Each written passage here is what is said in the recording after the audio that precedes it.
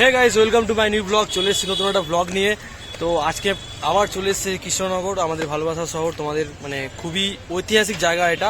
আর যে কারণে আমরা এসেছি আজকে সেটা হচ্ছে বারোদোলের মেলা, যেটা কৃষ্ণনগর রাজবাড়িতে প্রত্যেক বছর হয়। আর মেলাটি 19 তারিখ থেকে চলে আসছে, 19 এপ্রিল থেকে।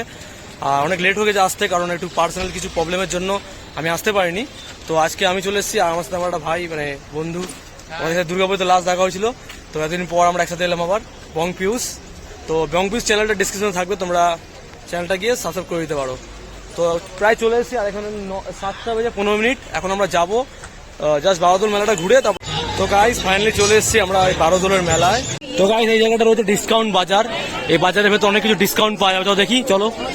তো গাইস এই জায়গাটা ব্লেজারের দোকান আছে, তোমরা দেখতে পাচ্ছ ওখানে 600 টাকা সেল, জুতো টাকা আছে 600 টাকা সেল বিল করতে গেছে।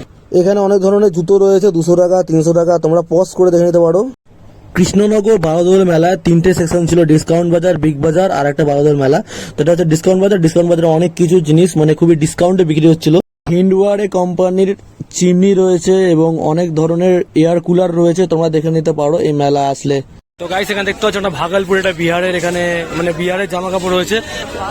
তার পাশেই রয়েছে বাংলাদেশের শিখা জামদানি। ভাগলপুর में गाइस सब फेमस है। তো গাইস যেমন কাকু বললো ভাগলপুরে এগুলো সব বিখ্যাত, এই যে দেখতে পাচ্ছ জাস্ট এই। তো গাইস হরেক মাল 10 টাকা 15 টাকা তোমরা অনেক দেখেছো, কিন্তু এখানে বিশেষ যেটা দেখে অবাক হয়ে গেছিলাম, এখনো হরেক মাল মাত্র 7 টাকা।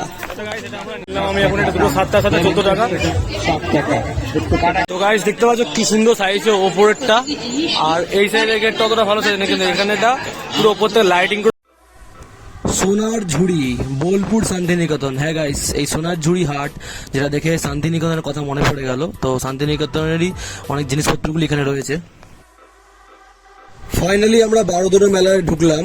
কথিত আছে এই বারোদোলের মেলাটি মহারাজ কৃষ্ণচন্দ্র রায় শুরু করেছিলেন।